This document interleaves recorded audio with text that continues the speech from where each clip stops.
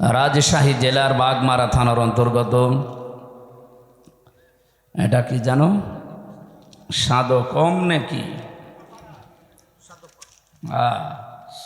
সাদোপাড়া, পশ্চিম পাড়া 3 রাস্তার মোড়, জগলু চৌধুরী মসজিদের উন্নয়ন কল্পে কোরআনে কারিমের পবিত্র অনুষ্ঠানের সম্মানিত সভাপতি, আপনাদের এলাকার সন্তান বিশিষ্ট রাজনীতিবিদ জনাব আব্দুস সালাম পারভেজ দামাত বারকাতুহুমুল আলিয়া।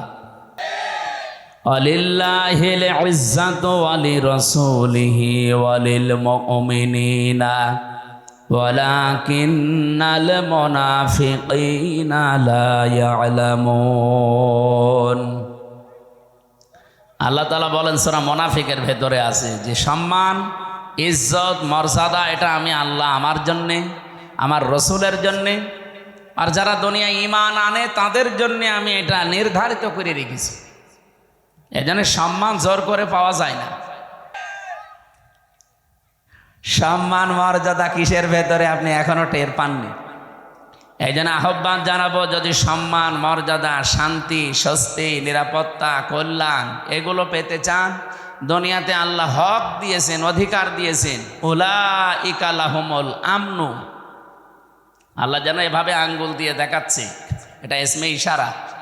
উলাইকা লাহুমুল আমনু, এই মানুষগুলোই শান্তি, স্বস্তি, নিরাপত্তার হকদার। কারা? আল্লাযীনা আমানু ওয়া লাম ইয়ালবিসু ঈমানাহুম বিযুলমিন, যারা ঈমান আনার পরে তাদের ঈমানের সাথে জুলুমকে মিশ্রণ করে না। এখানে জুলুম মানে শিরিক। সুতরাং ঈমান যারা আমরা এনেছি, যেহেতু এদেশে 92% মুসলমান ঈমান আমাদের আছে, ঈমান আনলেই শুধু নিরাপত্তা পাওয়া যাবে না, ঈমানের সাথে যেন শিরিক মিশ্রণ না হয়। যেহেতু শব্দের অর্থ আমরা 2টা বললাম, 1 নম্বরে শিরিক, 2 নম্বরে জুলুম। ঈমান আমরা এমনভাবে আনতে চাই আমাদের ঈমানে যেন শিরিক আর জুলুম একটাও মিশ্রণ না ঘটে। কি কথা বলেন না কেন? এতটুকু বলার পরে আল্লাহ শেষ করে দেননি। আল্লাহ পাক বলেন উলাইকা লাহুমুল আমনু ওয়া হুম মুহতাদুন, এই মানুষগুলোই নিরাপত্তা, শান্তি, স্বস্তি পাওয়ার হকদার এবং এরা হেদায়েতের উপরে আছে। কথাটা ছোট্ট, কিন্তু এর ব্যাখ্যা এত বেশি আছে কোরআনে। আজ আমরা নিরাপত্তাহীন হয়ে যাচ্ছি দিন দিন। 24-এর এই জুলাই আগস্টের বিপ্লবের পরে যাই চলছিল, হঠাৎ দৃশ্য কিন্তু পাল্টিয়ে যাচ্ছে। আমরা নিরাপত্তার বলয় থেকে বের হয়ে যাচ্ছি। এর সবচাইতে বড় সমস্যা হয়ে দাঁড়াচ্ছে এখন আমাদের প্রতিবেশী নামে কলঙ্ক, এই মুশরিকরা। 2 নম্বরে ওই যে 7 সমুদ্র 13 উপার থেকে আরেকটা দল চেষ্টা চালাচ্ছে। এই জন্য নিরাপত্তা যদি আমরা সত্যি পেতে চাই, রাশিয়ার কাছে, চীনের কাছে, আমেরিকার কাছে, ভারতের কাছে পাওয়া যাবে না। আমাদের যেহেতু আরেকটা জগতে বিশ্বাস আসে, সেই হিসাবে বলছি, এই পৃথিবীর ময়দান আমরা নিরাপত্তা পেতে চাই কার কাছে? এই জন্য ঈমান যা আছে এটা যেন নষ্ট না হয়। ঈমান আনার পরে যারা ওই আমল করবে, ঈমানে যা শিখেছে, আমি খুতবার ভেতরে যে কথাগুলো আরম্ভ করেছিলাম, ওয়া শাহাদু আল্লা ইলাহা ইল্লাল্লাহ ওয়াহদাহু লা শারীকা লাহ, এ পর্যন্ত আমি শেষ করে দেইনি। আমরা এমন আল্লাহর স্বীকৃতি দিয়েছি যার কোনো শরীক নেই, তিনি একা। এ সাক্ষীটা যদি কেউ টিকিয়ে রাখতে পারে, আমার খুতবার এ পয়েন্টের ভেতর ছিল শাহাদাতাম মৌসিলাতান ইলাল জিনান, এই সাক্ষীটা টিকিয়ে রাখতে পারলে আপনাকে জান্নাত পর্যন্ত পৌঁছিয়ে দেবে। এটা এমন একটা সাক্ষী, যেহেতু তেলাওয়াত করেছি যে আয়াত, এই খুতবার সাথে, আয়াতের সাথে আর হাদিসের সাথে পুরা একটার সারা একটা রিলেটেড আছে। আমি এই সম্পর্কে কথাগুলো আজকে বলবো। আমার কথা ছিল এইটা, আমরা শান্তি, স্বস্তি, নিরাপত্তা, সম্মান, মর্যাদা, ইজ্জত এগুলোর জন্য আজ অনেক কিছু করি, যাদের সম্মান কামনা করেছে আল্লাহ তাদের ঈমান এবং আমল অনুযায়ী যেন দুনিয়া আখিরাতে আরো বাড়িয়ে দেন, বলেন আমিন। দরুদ আর সালাম পড়ছে আমাদের নবী, মানবতার মহান শিক্ষক মুহাম্মাদুর রাসূলুল্লাহ সাল্লাল্লাহু আলাইহি ওয়াসাল্লামের প্রতি। এদিকে তাকান, জীবন চালানোর জন্য আল্লাহ কোরআন দিয়েছেন, আদর্শ মানার জন্য নবী পাঠিয়েছেন যিনি মুহাম্মাদুর রাসূলুল্লাহ। ও বাংলার মুসলমানেরা, এই দুইটা জিনিস আমাদের সামনে থাকার পরে পৃথিবীতে কার আইন মানার জন্য আপনি চেষ্টা চালান বলেন তো? আপনি কি পাগল না মাথা খারাপ? দুনিয়া চালাতে আল্লাহ আইন বানিয়ে পাঠিয়ে দিয়েছেন। আমরা যে সংবিধান বানাবো কে দিয়ে, সেই নামে আল্লাহ একটা সূরা দিয়েছেন, সূরা ফুরকান। সংবিধান, ফুরকান মানে কি? সংবিধান। ৭৭টা আয়াত আছে এখানে, ৭৩টা ধারা আছে। আজকে ৩১৮ পৃষ্ঠা নারী সংস্কার যারা করে, নারী কমিশন বানিয়ে ৩১৮ পৃষ্ঠার বই লিখে জমা দিয়েছে। কোরআনে কারিমের প্রায় ১১টা না ১৩টা আয়াতের ভুল ধরেছে তারা। আমি আজকে পুরাটা প্রায় ৩১৮ পৃষ্ঠা ৩ দিন মিলে পুরাটা পড়লাম। এই ৩১৮ পৃষ্ঠার ভেতরে আমার মতো ছোট মাথা, তাই আমি ১৩টা ভুল পেলাম যে কোরআনের ডাইরেক্ট বিরুদ্ধে, আর বাকিগুলো হাদিসের বিরুদ্ধে। এরা সাহস কিভাবে পেয়েছে তার পেছনেও কারণ আছে। এই যে কয়টা রিপোর্ট দিয়েছে, এদের না নারী মনে হয় না পুরুষ মনে হয়। কি কথা বলছে? এদের চেহারার দিকে তাকান। এই নারী কমিশনারে যে কয়টা আছে কমিশনে, একটাও কি মহিলার মতো লাগে? মহিলাদের তো একটা কাটিং কুটিং আছে, এদের কি কি কাটিং? হিজলা কাটিং। এই হিজরাদের এত সাহস হয়তো না, এর পেছনে রাঘব বোয়াল আছে, কেউ কলকাঠি নাড়ছে। আজকে হেফাজত ইসলাম বাংলাদেশ থেকে একটা ঘোষণা এসেছে, এদের রায় না, এদের কমিশনই আমরা মানি না। কথা বলেন না কেন? এদের রিপোর্ট পেশ করা দূরের কথা, এ কমিশনই মানি না। এদেশে ৯২% মুসলমান। ভারতে কোরআনের ২৬টা আয়াতের বিরুদ্ধে ওরা কেস করেছিল, তাই তামাম দুনিয়া ফুসে উঠেছিল। আর এখানে অলরেডি ১৩টা আয়াতের বিরুদ্ধে, এটাও তো একটা কেস। আমরা চাই এই মানুষগুলোর পেছনে যারা আছে তাদের সহ আইনের মুখোমুখি করে তাদের বিচারের আওতায় আনা লাগবে। এবং আপনি মানব অধিকারের নাম নিয়ে, বাক স্বাধীনতার নাম নিয়ে, সমান অধিকারের নাম নিয়ে কোরআনের বিরুদ্ধে, হাদিসের বিরুদ্ধে কোনো কথা যদি সামনে কেউ বলে, কোনো বিচার লাগবে না, ওরে মেরে ফেলা লাগবে। হ্যাঁ, কথা বলেন। সময় এখনই যাচ্ছে, এখনো যদি এভাবে ছাড় দিয়ে চলে যান, এ বিপ্লব যেটা এসেছিল, এই বিপ্লব টিকিয়ে থাকা সম্ভব না। এই আয়াতের যেটা পড়লাম না, এই আয়াতের একটু আগে আছে আনাকিমুদ্দিন ওয়ালা তাতাফাররাকু ফিহি, তোমরা দিন কায়েম করো, এ ব্যাপারে মত পার্থক্য করবা না। দিন কায়েম বাংলাদেশে নেই, আছে? এই আয়াতের ব্যাখ্যা আধুনিক একটা শব্দ বলছি, এদিকে তাকান। দিন যেহেতু কায়েম আমাদের দেশে নেই, যতটুকু দিন আছে ওইটা টিকিয়ে রাখার চেষ্টা করা সর্বাত্মকভাবে, এইটাও একটা কায়েম। আমাদের দেশে দিন যতটুকু আছে ওইটা টিকিয়ে রাখা লাগবে না? বলেন বলেন। এই যে নামাজ ৫ ওয়াক্ত আপনারা মসজিদে পড়েন, এটা দিন না? স্যার তো এটা বোঝাচ্ছিল যে আমাদের নামাজ আছে, অন্তত নামাজটা যেন টিকে থাকে। আমরা প্রকাশ্য কেউ এই দেশে জেনা করি না। কি করি? গোপনে কাপনে যেগুলো আছে ওগুলো বাদ দেন, প্রকাশ্যে যেন এইটা কেউ করতে না পারে। ওরা ৩ নম্বর পয়েন্টে লিখেছে, দেহ আমার, সিদ্ধান্ত আমার। এটা যদি মেনে নেওয়া হয়, তাহলে জেনা ব্যভিচার কি গোপনে থাকবে না প্রকাশ্যে শুরু হবে? ওরা ২ নম্বর পয়েন্টে লিখেছে যে এখানে বিবাহের ক্ষেত্রে পুরুষের যে অধিকার আছে, মহিলার সে অধিকার নেই। এটা আল্লাহর সিদ্ধান্ত ঠিক হয়নি, এটা ভুল হয়েছে। এরা আমার মাঝে মাঝে চিন্তা হচ্ছে, পুরা বইটা না পড়লে আমার ভালো হতো। এ পড়ে আমার এখন মাথা খারাপ হয়ে গেছে যে এর সাহস পেল কোথায়। যেহেতু কোরআনে কারিম আমাদের সামনে আছে, সংবিধান হিসাবে পৃথিবীর কারো কাছে কিছু ধার করার কোনো দরকার নেই। আর আদর্শ মানতে গিয়ে যেহেতু নবী নিজে এসেছে আমাদের কাছে, সুতরাং পৃথিবীর কাউকে আদর্শ মানা অন্তত দরকার নেই। এই দুইশো বিষয়ে আমরা একমত আছি না? এবার আসেন আমরা মূল আলোচনায় যাচ্ছি। সূরা শূরা 13 নম্বর আয়াতের মাঝের একটা অংশ পড়েছি। আমি এতটুকু আয়াত পড়েছি ঠিক, কিন্তু এর ভেতরে যত কথা লুকিয়ে আছে তাফসীর আকারে কথা বলতে গেলে কয়েক ঘন্টা সময় চলে যাবে এর ভেতর থেকে। আমরা একটা হাদিস পড়েছিলাম, হাদিসের হালকা ব্যাখ্যা করে আমরা আয়াতে চলে যাচ্ছি।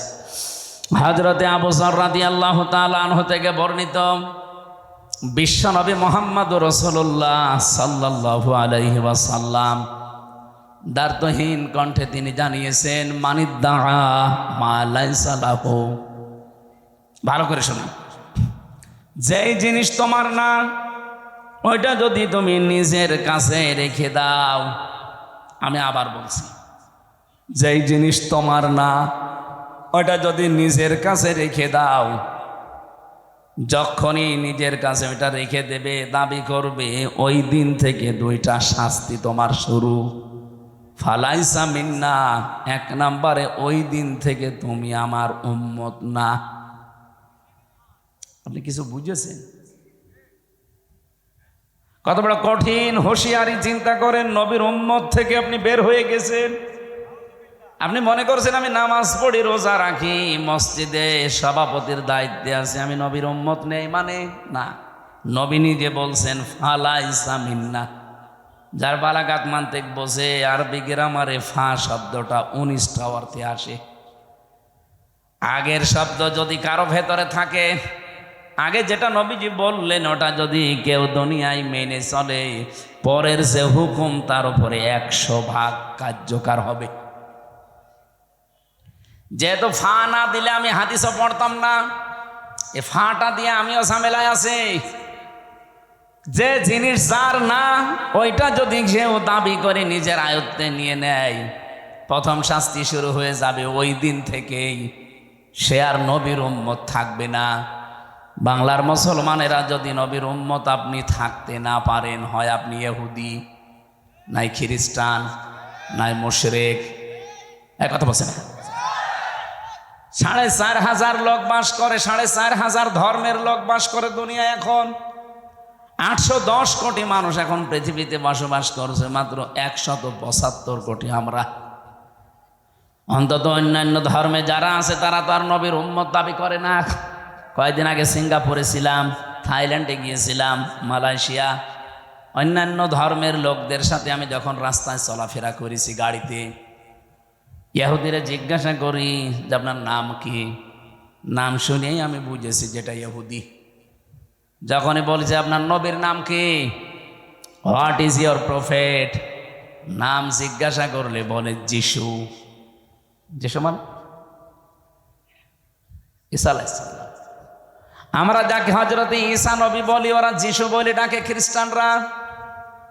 ইহুদিদের কাছে যদি বলা হয় আপনার নবীর নাম কি, বলে যোসেফ। যোসেফ মানে মুসা আলাইহিস সালাম। হযরতে মুসাকে ওরা যোসেফ বলে ডাকে। ইব্রাহিম নবীর নাম তারা পাল্টিয়ে আব্রাহাম বলে। কি বলছেন? কথা বুঝে? এখন বলেন তো, যারা যোসেফ বলে ডাকছে, আমি ইহুদির সাথে মিশে প্রথমে ধরতেই পারি না যে ওটা ইহুদি। এত বড় বড় দাড়ি, জুব্বা একেবারে পা পর্যন্ত, পাগড়ি মাথায় দেওয়া একেবারে গোল করে, এইদিকে সামনে পেছনের কান্দে 4-5টা সাওয়াল পাওয়াল চলতেছে। ওর স্ত্রী পাশে, হাত মোজা পা মোজা পরা, এমনকি মাথার উপরে দিয়ে নেকাব দেওয়া, একেবারে খাস পর্দা। দেখে বোঝার উপায় নেই যে ইহুদি। আমার মনে হচ্ছে বড় কোনো আলেম হবে। নাম শুনেই যখন বুঝেছি যে না, এ তো ইহুদির নাম। শুধু নাম শুনেই বোঝা না, নাম জিজ্ঞাসা করার পর আমি নবীর নাম জিজ্ঞাসা করি। নবীর নাম বললেই কেউ বলে যোসেফ, মানে ওটা ইহুদি। যিশু তার মানে খ্রিস্টান। অন্যান্য ধর্মের নবী যারা আছে, ওরা ওদের নবীদের নবী বলতে ওদের ধর্মগুরুর নাম বলে, আর এরা সরাসরি নবীরই নাম বলছে, যে যিশু, যোসেফ, আব্রাহাম। ডেভিড বলে ডাকে দাউদ নবীকে তারা, ডেভিড। এবার আপনি যে প্রশ্নের জবাব দিতে পারবেন এখান থেকে, এই ইহুদি, এই খ্রিস্টান, এই মুশরিক, এই বৌদ্ধ যারা আছে, ওরা কোনো দিন বলবে যে আমার নবীর নাম মুহাম্মাদুর রাসূলুল্লাহ? বলেন বলেন। তাহলে নবীজির হাদিস ছিল কি, যারা নিজের না এরকম জিনিস নিজের আয়ত্তে নিয়ে নেন, ওই দিন থেকে আপনি আর নবীর উম্মত নেই। কথাটা এখন আপনি ক্লিয়ার না, এই জন্য আপনার কিছুই মনে হচ্ছে না। আমি পড়ি আমার ভয় লাগে। 2 নাম্বারটা তো আরো কঠিন, বলে তা বাবা মাকাদাহু মিনান নার, সে যেন জাহান্নামে নিজের একটা স্থান তৈরি করে নিল। বাংলাদেশ সহ বিশ্বের দিকে তাকান, আজ কত মানুষ যেটা তার না জোর করে নিজের আয়ত্তে নিয়ে নিচ্ছে। এই যে ইসরায়েল, বলেন তো 1940 সালে তাদেরকে থাকতে দিয়েছিল খালি গায়ে খালি পায়ে, এই শয়তানরা সারা দুনিয়ার কেউ তাদের ন্যায় নিয়ে ইহুদিদের। আমরা যেমন আজ রোহিঙ্গাদের থাকতে দিয়েছি দয়া করে মানবতার খাতিরে, এরা 1940 সালে এদের খালি গায়ে খালি পায়ে থাকতে দিয়েছিল। অথচ শয়তানরা এখন তাদেরকে বাড়ি ঘর থেকে উৎখাত করে দখল করে নিচ্ছে। এ কথা বলছেন এটা? এখান থেকে একটা কথা আছে কোরআনে সূরা ইউনূসের 99-100 নম্বর আয়াতে, ওয়ায়াজআলুর রিজসা আলাল্লাযীনা লা ইয়াকিলুন। কোন মানুষ যদি তার বিবেক জ্ঞান অনুযায়ী সিদ্ধান্ত নিতে না পারে, বিবেক অনুযায়ী যদি এই লোকটা কাজ না করে, তাহলে ভুল সিদ্ধান্ত তার উপরে আল্লাহ চাপিয়ে দেয়। এই নেতানিয়াহু নামে এই শয়তান, এই কোলাঙ্গার, এই জঘন্যতম পৃথিবীর মানুষ নামে একটা কলঙ্ক এই লোকটা তার নিজের ইচ্ছা মিটাতে গিয়ে আজ যে ভুল সিদ্ধান্ত নিয়েছে, এটার কারণে আজ পুরা ইসরায়েল দাবানল চলছে।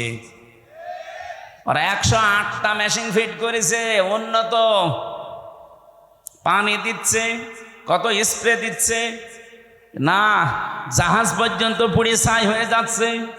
কারণ এই আগুন তো আর হামজা লাগায়নি, কে লাগিয়েছে? কারণ আল্লাহর সিদ্ধান্তের বাইরে অবস্থান নিয়েছেন। বারবার পৃথিবীর মানুষ সতর্ক করেছিল যে এদেরকে থামান, নিজেদের যা আছে অতটুকু নিয়ে থাকেন না, ওরা সব দখল করে নিজের আয়ত্তে নিয়ে নেবে।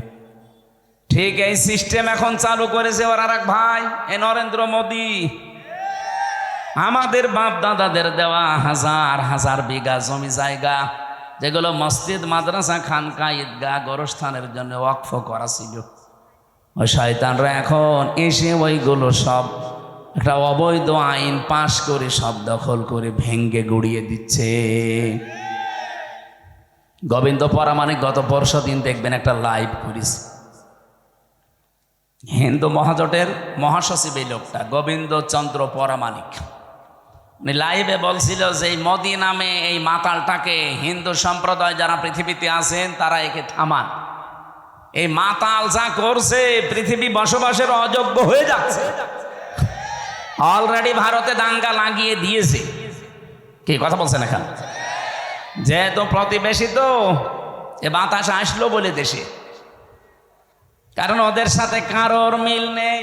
আপনি দেখেন ভারতের সাথে এই যে মালদ্বীপ, নেপাল, ভুটান, পাকিস্তানের তো নেই, আফগানিস্তানের সাথে একটা বর্ডার ছিল তাও মিল নেই, মায়ানমারের সাথে মিল নেই, চীনের সাথে মিল নেই, আমাদের সাথে মিল ছিল, বুবু ছিল, বুবু নেই, মিল নেই। বুবু ওখান থেকে যে কি করছে, জামিল মোহাব্বত একটু হয় আবার কেটে যায়। এজন্য কারোর সাথে যেহেতু ওদের সম্পর্ক ভালো না, মিল মোহাব্বত নেই, এই জন্য আমার মনে হচ্ছে এই বাতাস এই দেশেও আসলো বলে।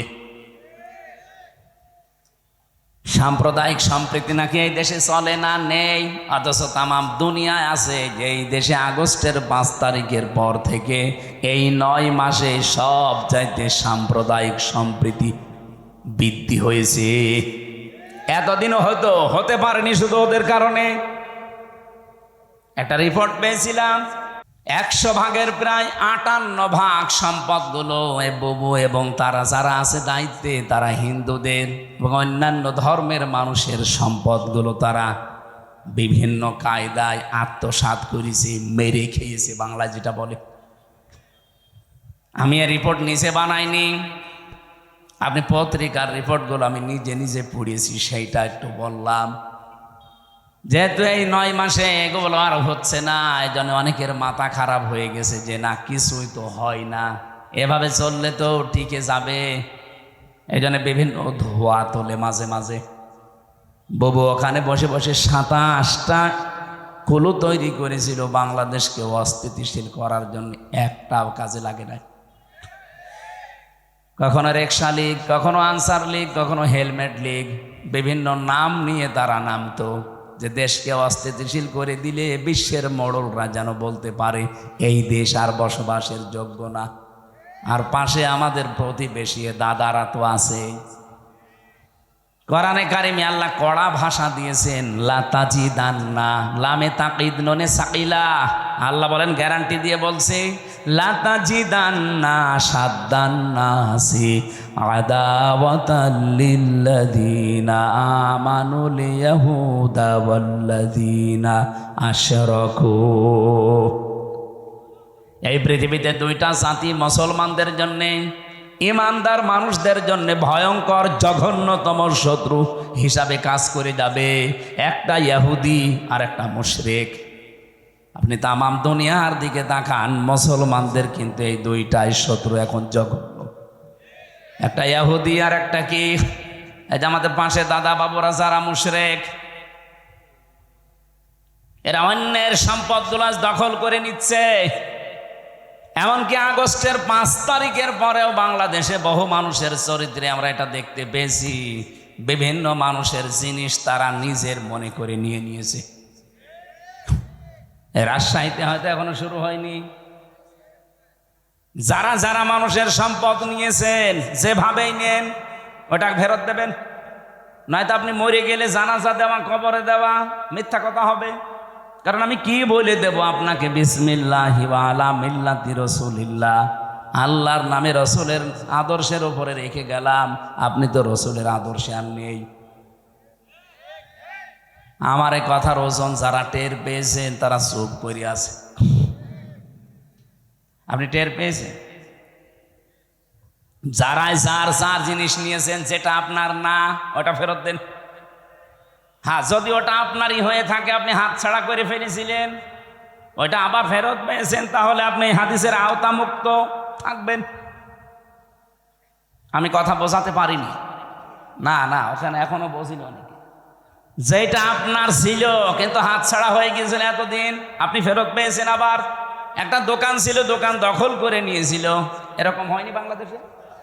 ওই দোকান ফেরত পেয়েছেন। আপনি হাদিসের যে শাস্তি, যে আপনি নবীর উম্মত থাকবেন না, না আপনার জন্য না, কারণ আপনার জিনিস আপনি ফেরত পেয়েছেন। হ্যাঁ, কথা বলেন না কেন? কত মানুষের জমি জায়গা দখল করে নিয়েছিলেন 15.5 বছরে। আপনাদের রাজশাহী হয়তো এখনো কিছু হয়নি, টের পাচ্ছেন না।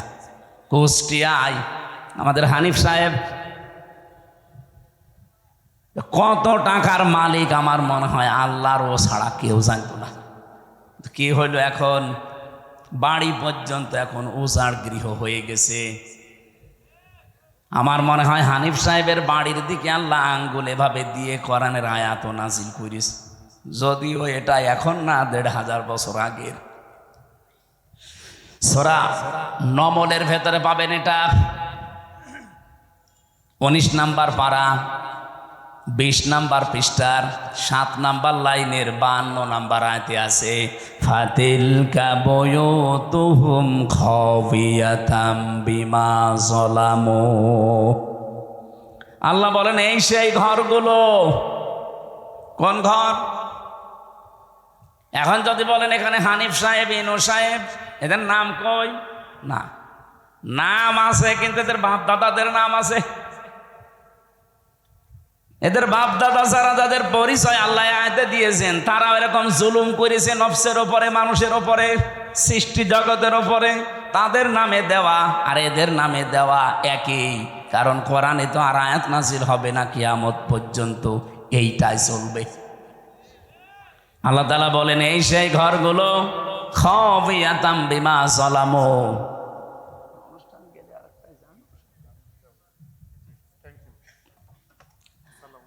আমার ভাইরা, আল্লাহ যেন নিজে আঙ্গুল দিয়ে এভাবে ইশারা দিয়ে জানাতে চাচ্ছিলেন, হে পৃথিবীর মানুষেরা একটু এই দিকে তাকান। আমি আয়াতটা আগস্টের 5 তারিখের পর থেকে মিলিয়েছিলাম যে হ্যাঁ মিলে যাচ্ছে। আল্লাহ আমার মনে হয় বাংলাদেশের এই 64 জেলার 630টা থানার দিকে এভাবে দেখিয়েছেন এই সেই ঘরগুলো। আল্লাহ যেহেতু বাইতুন দেয়নি বয়ুত বহু বছর, এই সেই ঘরগুলো কি, এই ঘর কি খাবিয়াতান, জনশূন্য হয়ে আছে। একটু দেখো, এটা পরিত্যক্ত করে দিয়েছি। শুধু পরিত্যক্ত না, জনশূন্য না, এটা আজ ওজাড় গৃহ হয়ে গেছে। এখানে আর কেউ কোনো আওয়াজ শুনতে পাও? কবরের পাশ দিয়ে গেলে যেমন কোনো আওয়াজ নেই, এই জালেমদের বাড়ির পাশ দিয়ে গেলেও কোনো আওয়াজ পাওয়া যায় না। আল্লাহ বলেন বিমা যালামু, এদের জুলুমের কারণে এদের এই জায়গা পর্যন্ত এখন অভিশপ্ত হয়ে গেছে। আমি তো কুষ্টিয়ার 2 জনের বললাম, আপনি সারা বাংলাদেশের দিকে তাকিয়ে বলেন তো, হালত অবস্থা কিন্তু একই। কি কথা বলেন না কেন? কয়দিন আগে কিশোরগঞ্জে ছিলাম, যেটা একেবারে কেন্দ্রীয় ওদের জেলার মাঝখানে, যেটা ওই জায়গায় শুনলাম নাকি টর্চার সেলও ছিল আগস্টের 5 তারিখের আগে। ভালো মানুষ, নিরীহ মানুষ, তাদের মতের বিরুদ্ধে যারা আছে তাদের নিয়ে ওই জায়গায় টর্চার করত। অথচ আল্লাহ পাক এখন ওই জায়গাটা পর্যন্ত অভিশপ্ত বানিয়ে দিয়েছেন। আমি ড্রাইভারকে বললাম একটু গাড়ি থামাও, দেখি। তাকিয়ে দেখি 3-4 জন করে যাচ্ছে, কেউ এদিকে কেউ এদিকে কেউ এদিকে, চারিদিকে মুখ করে পেশাব করতে বসিস, মনে হচ্ছে জামাতবদ্ধ টয়লেট চলছে। এদের এই জায়গাটা আল্লাহ অভিশপ্ত করে দিল কেন? বিমা যালামু, কারণ এখানে তারা জুলুম করত। আল্লাহ এ পর্যন্ত যদি দিয়ে আয়াত শেষ করে দিত, আমি আয়াতই পড়তাম না। এরপরে আমাদেরটা, ইন্না ফি যালিকা লায়াতাল লিকাউমিন ইয়ালামুন। রব্বুল আলামিন বলেন, এই যে লামে তাকলিদ দিয়েছেন মাঝে আর বক্তব্যের আগে ইন্না আছে, যারা গিরামার বসে, আপনি আয়াতটার দিকে একটু খেয়াল করেন। আল্লাহ গ্যারান্টি দিচ্ছেন অবশ্যই অবশ্যই জ্ঞানী যারা, তাদের জন্য এখানে একটা শিক্ষা আমি আল্লাহ রেখে দিলাম। কি শিক্ষা আছে? জালেমদের এত বড় শিকড় আপনি চিন্তা করতে পারেন? এই বাগমারার ইউনিয়নের, শ্রীপুর একটা ইউনিয়ন না, এই ইউনিয়নের দারওয়ান থেকে শুরু করে সংসদ ভবন পর্যন্ত জালেমদের প্রতি থরে থরে স্তরে সাজানো ছিল লোকজন। আমি নিজে তো ভিকটিম, আমি দেখেছি। রিমান্ডে আমি দেখলাম আমার 8 দল একটার পরে একটা গোয়েন্দা বিভাগের আসতো রিমান্ডে প্রশ্ন করার জন্যে। আমার মনে হয় সব ওরা থরে থরে থরে থরে সাজিয়ে রেখেছিল। মামলার আয় ওদের, মামলার পিপি ওদের, জজ ওদের, ম্যাজিস্ট্রেট ওদের, মামলায় যে সাক্ষী ওদের, যে আমাকে জিজ্ঞাসাবাদ করবে রিমান্ডে সে ওদের, যারা অফিসার আছে ওখানে পাহারা দেয়, যারা অত্যাচার করবে তারা ওদের, হুকুম চিনি দিয়েছেন সে ওদের।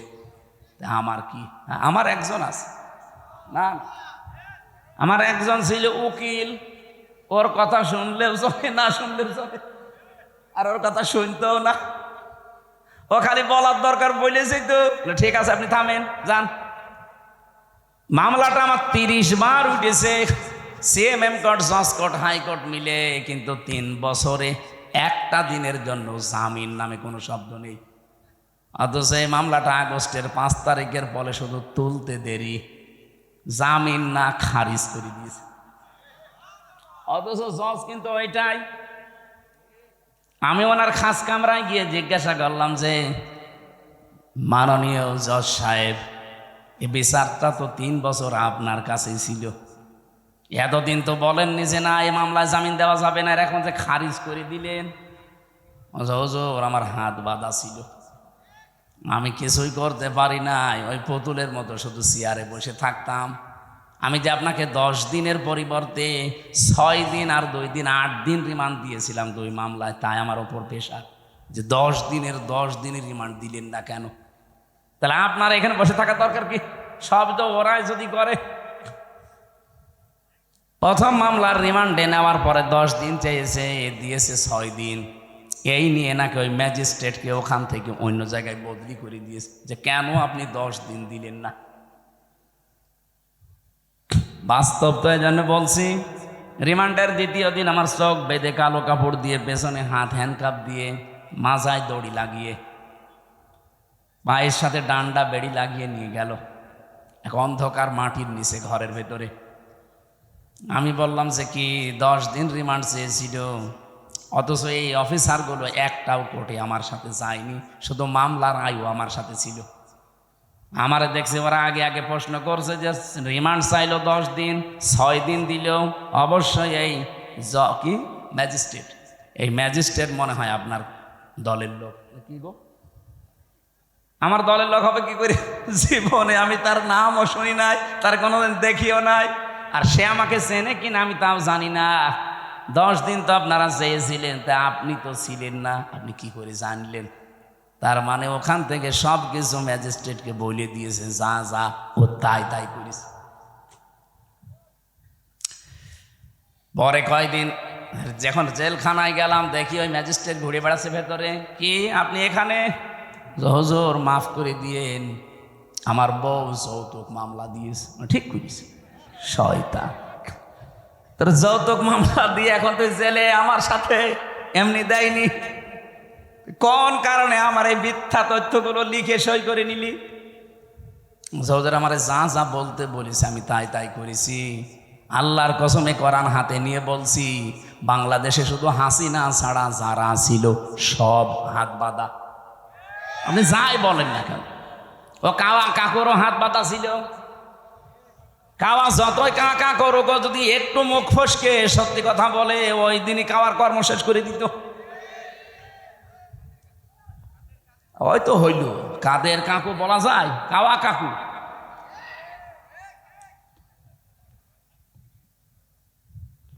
বলেন তো, এই যে স্তরে স্তরে সাজিয়ে রেখেছিল সব জায়গায়, কোনোদিন ঘূর্ণাক্ষরও চিন্তা করেছে যে আমাদের এগুলো কোনোদিন হারিয়ে যেতে পারে?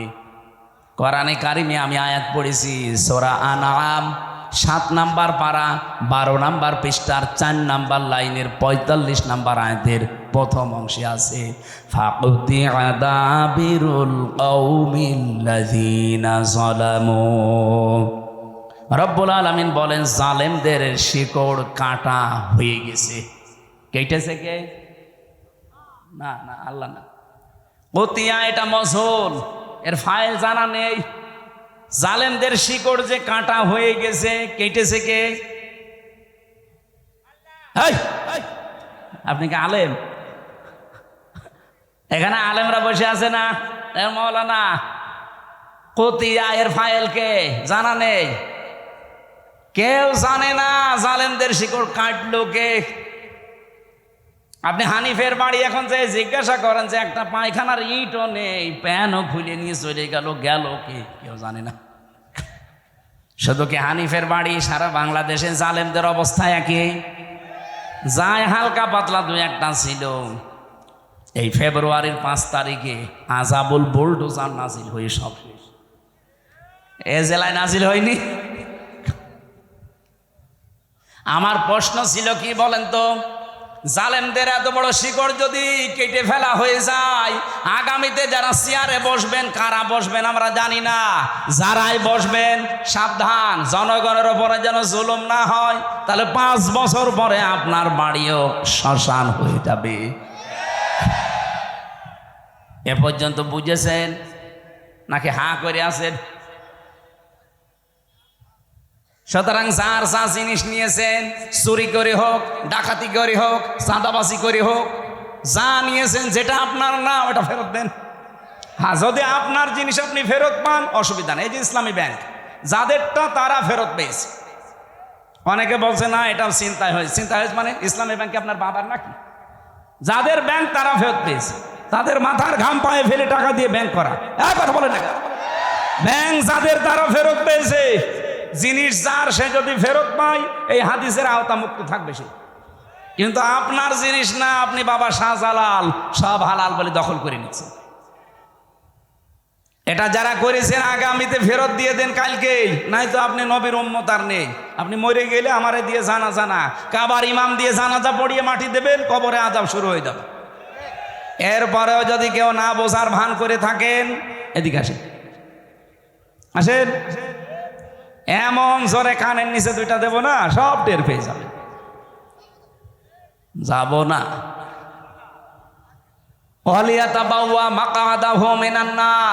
সে যেন জাহান্নামে নিজের একটা স্থান তৈরি করে নিল। আমার তো হাদিসটা পড়ে মনে হয় খাপের খাপ এই দেশে অনেকের জীবনে মিলে যাচ্ছে। আমরা যারা বেঁচে আছি অন্তত আল্লাহ যেন আমাদেরকে বাঁচিয়ে রাখেন, বলেন আমিন। আরে ভাই, আপনার সবার জন্য কথা বলছি, যারা এগুলো করেছেন ফেরত দিয়ে দেবেন। আমি আবার বলছি, হ্যাঁ, আপনারটা যদিও দখল করে নেয় এতদিন, ওটা যদি আপনি ফেরত পেয়ে থাকেন আপনি হাদিসের বাইরে থাকবেন। এবার যদি না বোঝেন, আমার আর বাংলায় বলা সম্ভব না, আমি বাদ দিয়ে দিলাম, জান আপনার আয়ু ছেড়ে দিলাম। আমি সূরা মাত্র একটা আয়াতের 5 ভাগের 1 ভাগ পড়েছি। কাবর আলাল মুশরিকিনা মা তাদউহুম ইলাই। এবার তাফসীর আকারে কথা বলতে চাই। সূরা কোন সূরা? সূরা মানে সংসদ। তাহলে সংসদ এই শব্দটার নামে আল্লাহ একটা সূরা দিলেন। অথচ এই 54 বছরে আমরা সংসদে যেতে চাইলেই আমাদের উল্টাপাল্টা কথা বলতো। কি বলতো না? আরে ভাই, সংসদ নামে একটা সূরা আছে। সংসদ চলবে যে জিনিস দিয়ে, তার নাম সংবিধান। সে সংবিধান নামে একটা সূরা আছে, নাম কি? ফুরকান। যে সবগুলো যদি আল্লাহ তৈরি করে দিয়ে থাকে, আমরা যেহেতু কোরআন দিয়ে দেশ চালাতে চাই, জীবন চালাতে চাই, এই কথাগুলো আপনাকে বলতে চাচ্ছি। হ্যাঁ, আপনি সেদিকে ডাক দেন, এই যে কোরআনের দিকে আসো। আল্লাহ রাব্বুল আলামিন যে জীবন বিধান পাঠিয়েছেন, এইটার উপরে দুনিয়াকে চালানোর চেষ্টা করো, দাঁড় করাও। এই কথাগুলো বললে সবচাইতে বেশি খারাপ লাগবে, মন খারাপ হবে, রাগ করবে কারা? কাবরা আলাল মুশরিকিন, মুশরিকরা মন খারাপ করবে। মা তাদউহুম ইলাইহি, যেদিকে আপনি মানুষকে ডাকতে চান, এদিকে যদি সত্যিই মানুষকে ডাকেন মন দিয়ে, আপনার কথা শুনে কোনো ইমানদার কোনো মুসলমান রাগ করবে না, খুশি হবে। আমার ওই যে খুতবার প্রথমে এই কথাগুলো ছিল, অনাশাহাদু আন্না মুহাম্মাদান আবদুহু ওয়া রাসূলুহুল মাবউসু ফিনা বিল হুদা ওয়া দীনিল হাক্কি লিইযহিরাহু আলাল আদিয়ান। আমরা সাক্ষী দিচ্ছি মুহাম্মদ রাসূলুল্লাহর, যিনি আল্লাহর বান্দা এবং রাসূল। আল্লাহ তাকে পাঠিয়েছিলেন দ্বীনে হক দিয়ে, সত্য বিধান দিয়ে, হেদায়েত সহকারে। লিইযহিরাহু আলাল আদিয়ান, দুনিয়ায় যত দিন ধর্ম আছে সব কিছুর উপরে ইসলামকে বিজয় করার জন্য। এজহার মানে কি? আমরা অনেকে মনে করি এজহার মানে নুন সাকিন মিম সাকিনের কায়দা। এটা এজহার মানে স্পষ্ট করা না। এজহার মানে এখানে বিজয় করা, এজহার মানে দাঁড় করানো, এজহার মানে কায়েম করা। এবার আসেন আমরা আয়াতের মূল কথায় যেতে চাই। আপনারা কি চলে যাবেন? হ্যাঁ, আমার ভাইরা, বিশ্বনবীকে যেহেতু আল মাবউসু ফিনা বিল হুদা, তোমাদের ভেতরে আমি আমার রাসূলকে হেদায়েত সহকারে পাঠিয়েছি। অদ্বীনিল হক, সত্য দিন দিয়ে পাঠালাম। তাহলে নবীজি এসেছিলেন পৃথিবীতে হেদায়েত নিয়ে এবং সত্য দিন নিয়ে। তার কাজ কি ছিল? পরা কোরআন শরীফ থেকে আমি তিনটা জিনিস নবীজির জীবনে পেয়েছি। ওনার মিশন এবং ভীষণ ছিল দুনিয়ায় তিনটা। কয়টা বলেন বলেন? এক নম্বরে উনি তাওহীদ প্রতিষ্ঠার জন্য এসেছিলেন। এটা রেকর্ড হচ্ছে তো, সারা বাংলাদেশে লাইভ চলছে, সবাইকে শোনাতে চাই। এই দেশে তাওহীদ প্রতিষ্ঠার জন্য নবীজি যেহেতু পৃথিবীতে এসেছিলেন, উনি এখন নেই, এই দায়িত্ব এখন তার উম্মতদের। এই কথা বলেন না কেন? এখন এটা প্রতিষ্ঠা করবেন কি করে? তাওহীদ প্রতিষ্ঠার জন্য কোরআনে কারিমে ১৫০০ বছর আগে, আমরা খুব ভালো করে শুনবেন, আল্লাহ পাক ১৫০০ বছর আগে কিছু মূল নীতি দিয়েছেন যে তাওহীদ যদি প্রতিষ্ঠা করতে চান এই তিনটা মূল নীতি সামনে নিয়ে এগিয়ে যাবেন। এটা সূরা আলে ইমরানে আছে, ৩ নাম্বার পারা ১৭ নাম্বার পৃষ্ঠার ২ নাম্বার লাইনের ৬৪ নাম্বার আয়াতে আছে, قُلْ يَا أَهْلَ الْكِتَابِ تَعَالَوْا إِلَى كَلِمَةٍ سَوَاءٍ بَيْنَنَا وَبَيْنَكُمْ أَلَّا نَعْبُدَ إِلَّا اللَّهَ إِلَى آخِرِ আয়া। রব্বুল আলামিন বলেন, নবী আপনি ওই আহলে কিতাবদেরকে ডাক দেন যে আসো আমরা অন্তত তিনটা বিষয়ে একমত হই। যেহেতু তোমরা হযরতে মুসা নবীর উম্মতের দাবি করো, কেউ ঈসা নবীর, কেউ দাউদ নবীর, কেউ ইব্রাহিম নবীর, বিভিন্ন রকমের নবীদের নাম বলে তোমরা দুনিয়ার জীবন চালাতে চাও, আসো সবাই মিলে আমরা তিনটা বিষয় ঐক্যমত হই।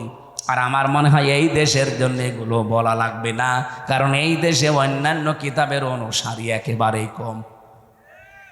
আমরা শুধু যারা মুসলিম তাদের কিতাবের নাম কি? কোরআন। বলেন বলেন? তাহলে এই কোরআন মানা লোক, বাংলাদেশে কোরআন বিশ্বাস করা লোক 92%। 100 জনের 92 জন সুবহানাল্লাহ বলতে পারেন নাই? তাহলে এদের কাছে তো আর ওই কথাই বলা লাগে না যে অন্যান্য কিতাবের লোকেরাও আসেন, ওরা মাত্র 8 ভাগ, আমরা 92 ভাগ। এই জন্য আমরা আহ্বান জানাবো, আজ আসেন।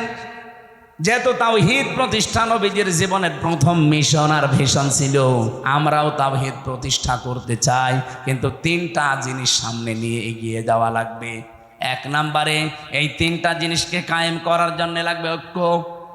আসেন তো আমরা ঐক্যবদ্ধ হই এই তিনটা বিষয় সামনে নিয়ে।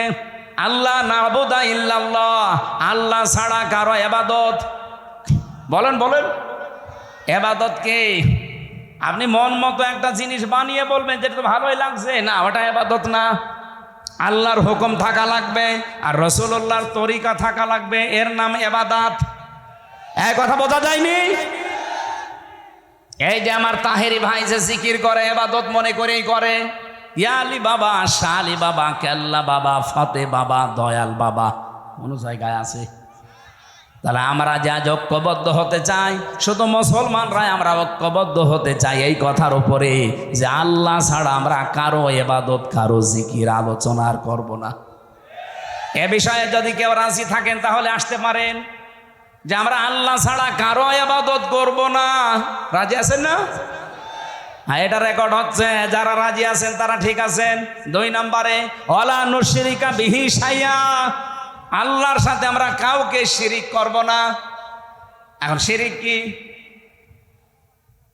এক কথায় বলছি, শিরিকের যত প্রকার আছে পুরাটা যদি আপনি ব্যাখ্যা করতে যান, শিরিক বিল জাত, শিরিক বিল সিফাত, শিরিক বিল ইখতিয়ারা, শিরিক বিল হুকুক, 120 প্রকার তাফসিরে আছে। এক কথায় জবাব দিচ্ছি, শোনেন, আল্লাহ যেটা পারে ওইটা অন্য কেউ পারে, এই বিশ্বাস করার নাম শিরিক। সকল ক্ষমতার উৎসকে বলেন বলেন? এখানে অন্য কারো অধিকার, কেউ যদি অন্য কাউকে যোগ করে বলে না জনগণ সকল ক্ষমতার উৎস, ও কিন্তু শিরিক করলো। আর এই শিরিক বাংলাদেশে নেই। কথা বলেন না কেন? কারা কারা এই শিরিকে আছেন হাত তোলেন তো। আলহামদুলিল্লাহ, যাক ভালো। 2 নাম্বারটা বলি, এদিকে তাকান। সন্তান দিতে পারে কে? অন্য কেউ? হ্যাঁ না, মানে বাঘ মারাইছিলাম কালকে রাতে। কোন জায়গায় জানো? এই যে বেলঘরিয়া হাট ফাজিল মাদ্রাসায়, এই থানা না, বাঘ মারা, হয়তো বাঘ মারা। যে বাড়িতে আমাকে নিয়ে এসে বসিয়েছে, ওই বাড়ি আলার 2টা ছেলে, আর একটা পেটে এসেছে শুনলাম 6 মাস। উনি পরীক্ষা করে দেখেছে ওইটাও ছেলে, কিন্তু উনি মেয়ে চাই। আমার একটা পানির বোতল নিয়ে বলছে, হুজুর এমন পানি পড়বেন যেন এটা মেয়ে হয়ে যায়। আমি কি ডাউনলোড করে দেব? কি বিশ্বাস! সেদিন বগুড়া গাবতলী থানায় যে বাড়িতে বসেছিলাম, ওই লোকটা এসে আমার কাছে একটা আপেল নিয়ে বলছে, হুজুর পড়িয়ে দেন। কেন? তো বাচ্চা। ঠিক আছে, সরা ফাতিহা পড়ে ফু দিলাম, কারণ ফাতিহা সব রোগের মহা ঔষধ। আমার কানের কাছে মুখ নিয়ে বলছে, হুজুর এমন আপেল পড়বেন যেন ছেলে হয়। আপেল ফেলে দিলাম। আপেল কই? ফেলে দিছি। কেন? আরে ভাই, ছেলে হওয়া যদি আপেল পড়ে কাজ হয়, তা আমার ম্যাডামের 3টে মেয়ে হইতো না?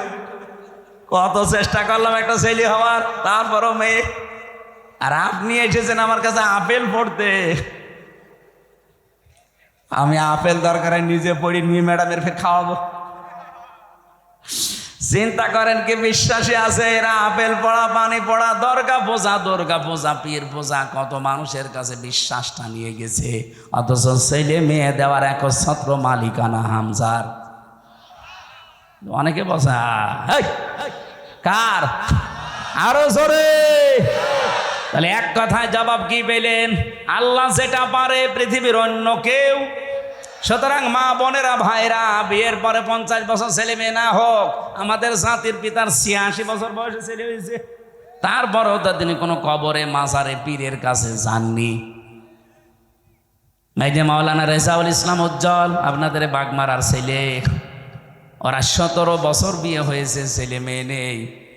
আজকে ওনার বাড়িতে রাতে ছিলাম, আমারে বলছিল আফসোস করি, কিন্তু আজ পর্যন্ত কোনো দিন উনি কোনো পীরের কাছে, মাজারে, তাবিজ এগুলো নেয়নি। কিন্তু কারো 2 বছর 5 বছর যদি ছেলে মেয়ের মুখ না দেখে ও পাগল হয়ে যায়, কত জায়গায় যে দৌড়িয়ে চলে যায়। আমরা এই বিশ্বাসটা যেন আজকে সঠিক হয়ে যায় যে আল্লাহ যেটা পারে ওইটা অন্য কেউ। এবার 3 নাম্বারটা বললে এবার রাগ করবেন না তো? আমি তো আর বানিয়ে বলছি না, রাগ করলে আল্লাহর উপরে করবেন। কার উপরে? আল্লাহ করে। এবার আসেন, বলছে এই পৃথিবী বানিয়েছে কে? কোন ভগবানের হালকা সাহায্য আছে? বলেন। আল্লাহ রাব্বুল আলামিন বলেন, এবার শিরিকটা ধরা পড়বে। আলা লাহুল খালক ওয়াল আমর, সূরা আরাফের 54 নম্বর আয়াতে আছে মাঝের অংশে, যে সৃষ্টি যার, আইন চলবে তার। বলেন না কেন? সূরা আলে ইমরানের 154 নম্বর আয়াতের মাঝের অংশটা একটু দেখবেন। ইয়াকুলুনা হাল্লানা মিনাল আমরি মিন শাইইন কুল ইন্নাল আমরা কুল্লাহু লিল্লাহ। হে নবী, ওরা জিজ্ঞাসা করে যে আইন কানুন আমরা কি বানাতে পারি? আপনি বলেন না, আইন বানানোর ক্ষমতা কার? সুতরাং বাংলাদেশে 92,000 মুসলমান দাবি করছেন, আল্লাহর পাঠানো আইন এই জমিনে কায়েম বাদ দিয়ে পৃথিবীর কোনো মানুষের তৈরি করা আইন যদি কায়েমের জন্য আপনি চেষ্টা করেন, দল করেন, আন্দোলন করেন, আল্লাহর কসম আপনি শিরিক করছেন। নিয়ে আসেন তো, কোন হুজুর নিয়ে আসবেন? ভুল ধরতে নিয়ে আসেন, নিয়ে আসেন। এটা বাংলাদেশ এখন চলছে কিনা বলেন?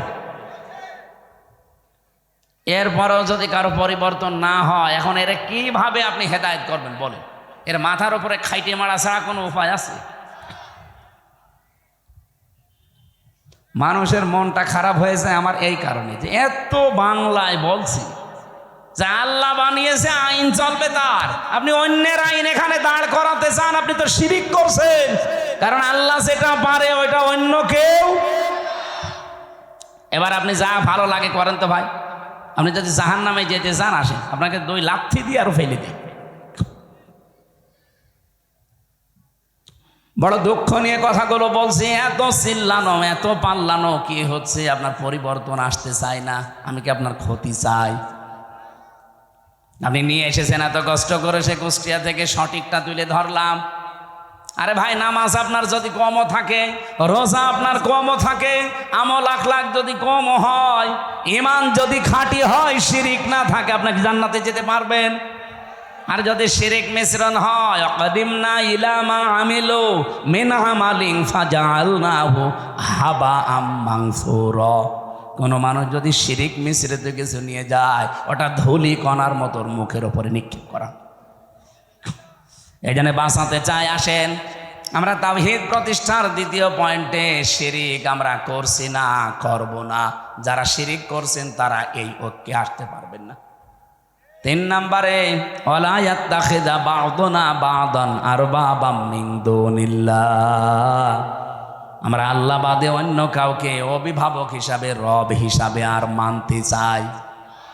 এই 3টা বিষয় যারা ঐক্যমত হবেন, তারা এক জায়গায় হলে তাওহীদ প্রতিষ্ঠা সম্ভব। ফাইন তাওয়াল্লাউ ফাকুলু শাহাদু, নবী আপনি বলেন, এরপরেও যদি কেউ মুখ ফিরিয়ে চলে যায়, ফাকুলু শাহাদু, আপনি ঘোষণা দিয়ে দেন, সাক্ষী দিয়ে দেন, আযান দিয়ে দেন, ফাআন্না মুসলিমুন, যে আসতে তাও আসো। এই 3টা বিষয়ে যদি ফিরে যেতে যাও, তোমরা আমাদের সাথে আর নেই। আমার মনে হয় বাংলাদেশে যদি এই পয়েন্টটা সামনে নিয়ে তাওহীদ প্রতিষ্ঠার জন্য আজ এই 92 লাগবে না, মাত্র 51% মুসলমান যদি আজ এক হয়ে যেতে পারি, সামনের বাংলাদেশ হবে আল্লাহর কোরআনের বাংলাদেশ। এটা একটু দেখা দরকার। 54 বছর তো বিভিন্ন জিনিস দেখেছি, এটা দেখতে বাকি আছে কি? বাকি নেই। এই কোরআনে 500 আইন আল্লাহ দিয়েছেন। এটা কথা বললে কাদের রাগ হবে জানো?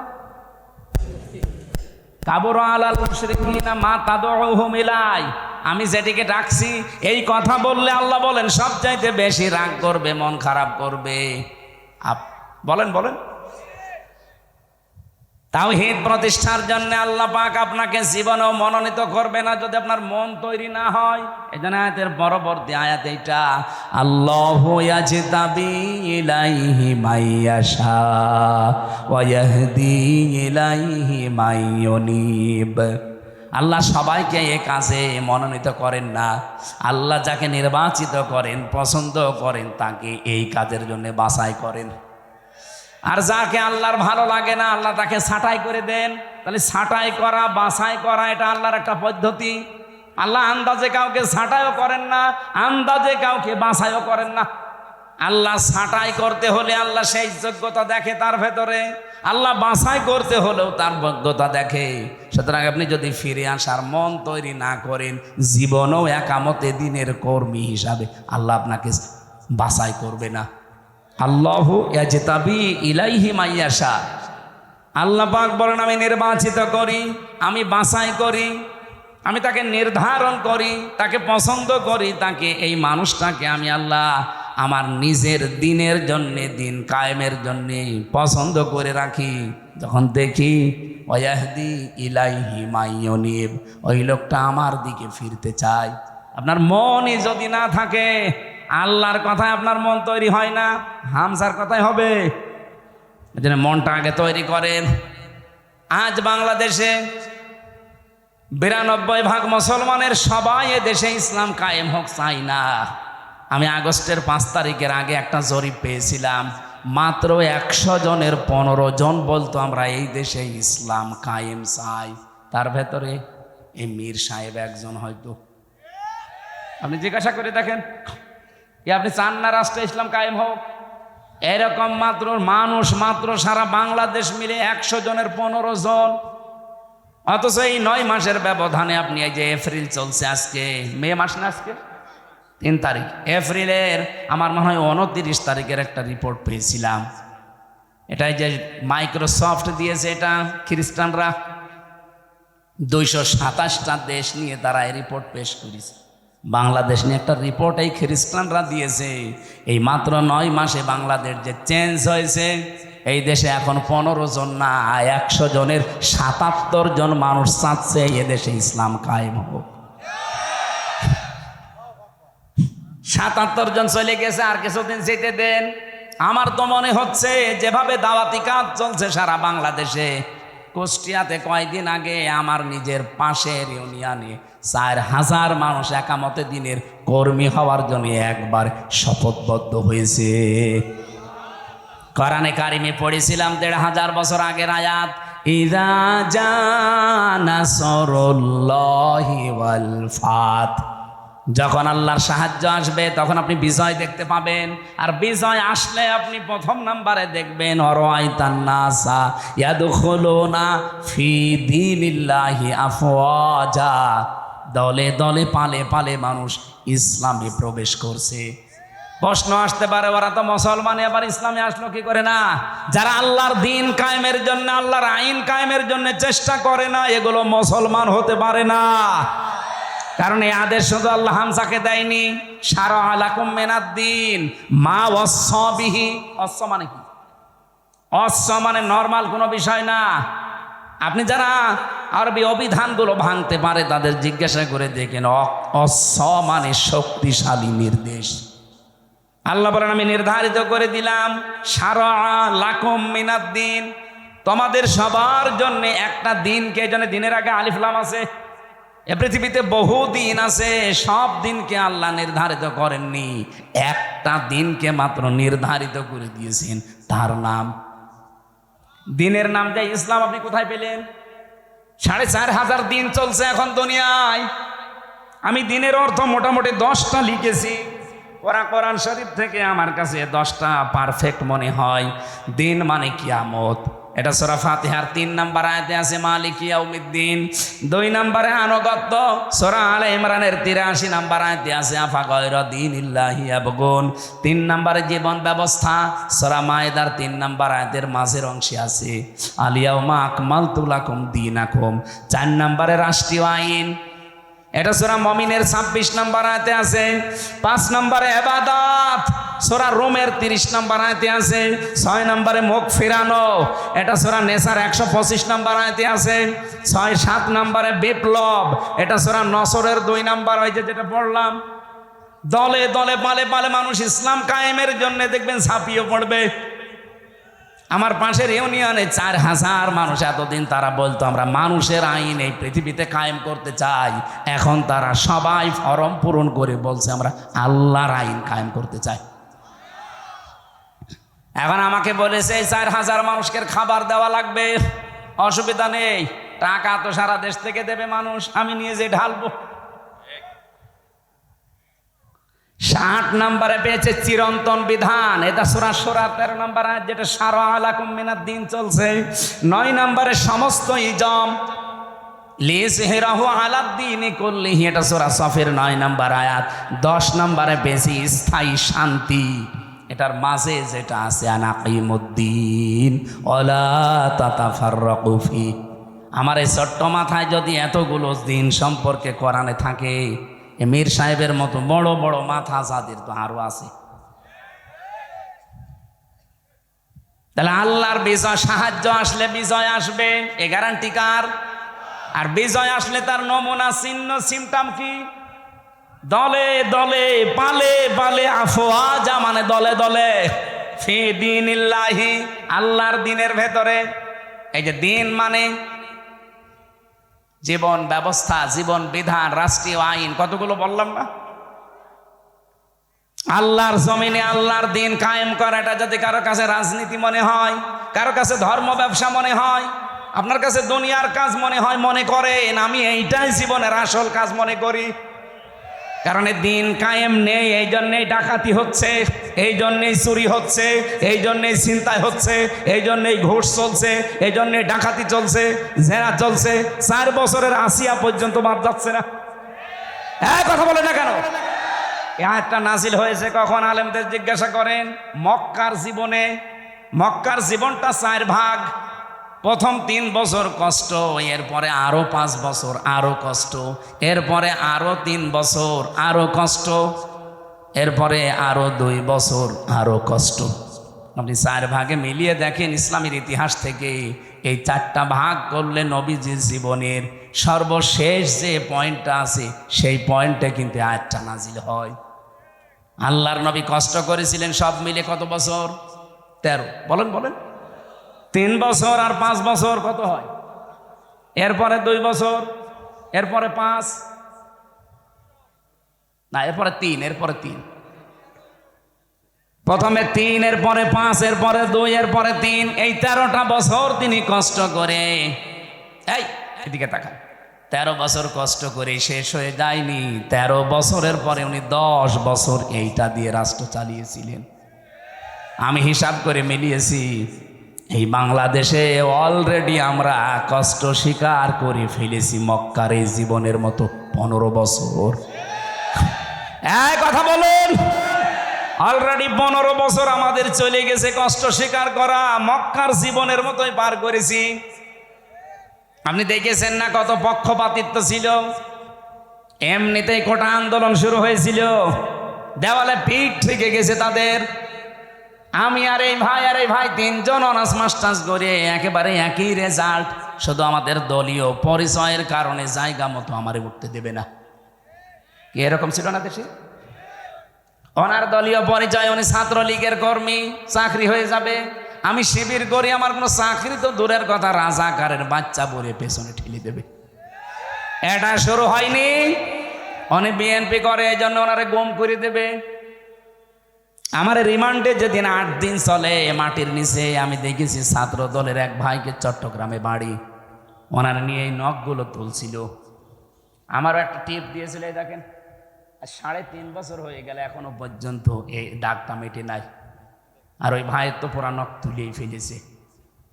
কি চিৎকার দিয়ে, আমার পাশের ছেলে ছিল, কি চিৎকার দিয়ে কাঁদছিল। ভালো মানুষ নিয়ে গেল, আসার সময় দেখি আর নড়তে পারছে না।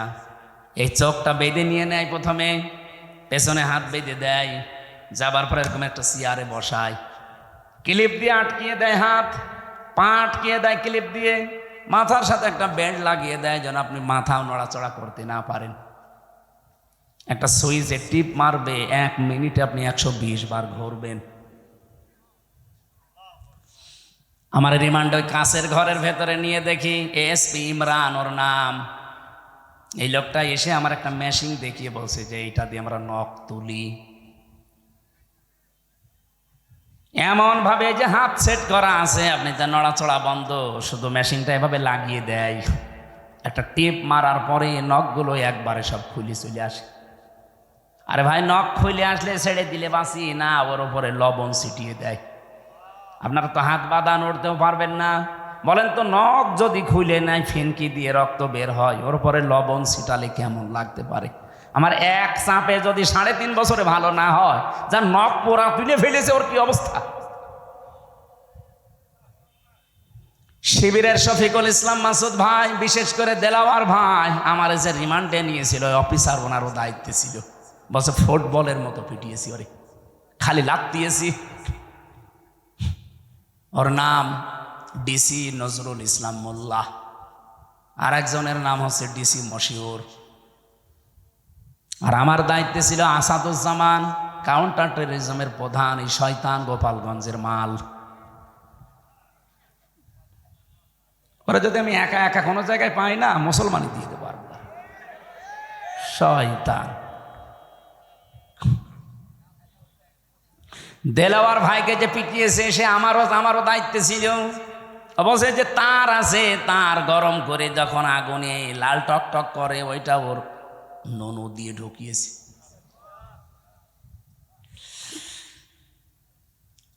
ওনার লজ্জাস্থান নষ্ট হয়ে গিয়েছিল, পরবর্তীতে চিকিৎসার মাধ্যমে আল্লাহ আবার ফেরত দিয়েছে। এখন আপনাদের পাশে বগুড়াতে বিয়েও করেছে, একটা বাচ্চাও আছে। এই বাংলাদেশের সবচাইতে বেশি 67 দিন রিমান্ডে ছিল আল্লাহর এই বান্দা, জীবন্ত শহীদ দেলাওয়ার।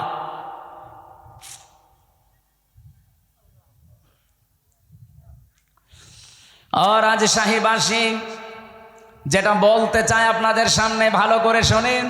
নবীজির মিশন আর ভিশনের ভেতরে কিন্তু এখন আমরা আছি দিন প্রতিষ্ঠা করা, তাওহীদ প্রতিষ্ঠা করা, 2 নম্বরে মানব অধিকার প্রতিষ্ঠা করা। এটা সূরা নেসার 58 নম্বর আয়াতে পাবেন। আর এটা প্রতিষ্ঠা করার জন্য কি কি করা লাগবে আল্লাহ সেইটাও দিয়েছেন।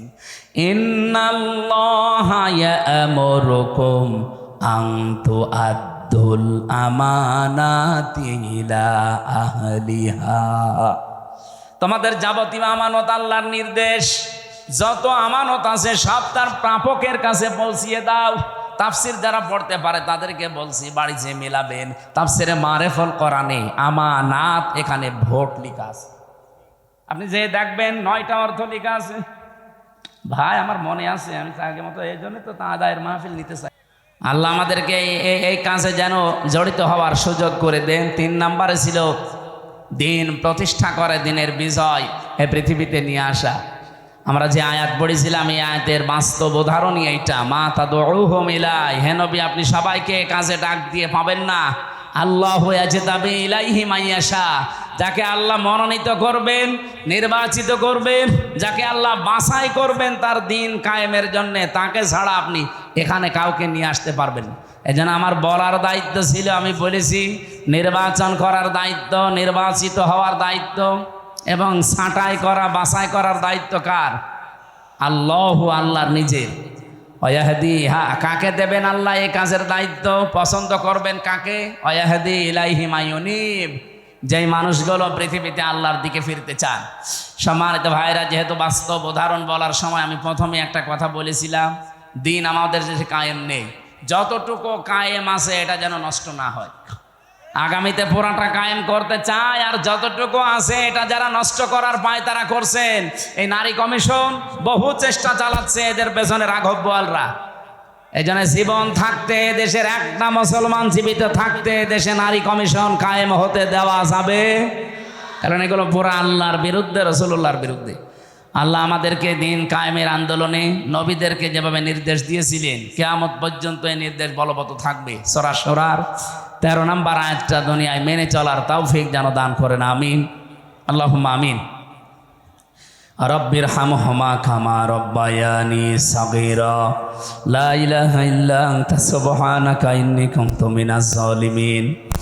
আল্লাহ তাআলা রাজশাহী জেলার সাদপাড়া বাগমারা থানার দিকে তাকাও। হাজারো মুসলমান, কোরআনের কিছু গুরুত্বপূর্ণ কথা আমরা শুনেছি, জীবনে আমল করার তৌফিক দাও। সওয়াবগুলো তুমি নবীজির রওজায় পৌঁছিয়ে দাও। যারা ঈমান নিয়ে ঘুমিয়ে গেল কবরে, এদেরকে মাফ করো। যে যুবকগুলো এই মাহফিলের জন্য চেষ্টা চালিয়েছে, এদেরকে যে মা পেটে নিয়েছে, মায়ের পেট খাদিজার মতো বানিয়ে দাও।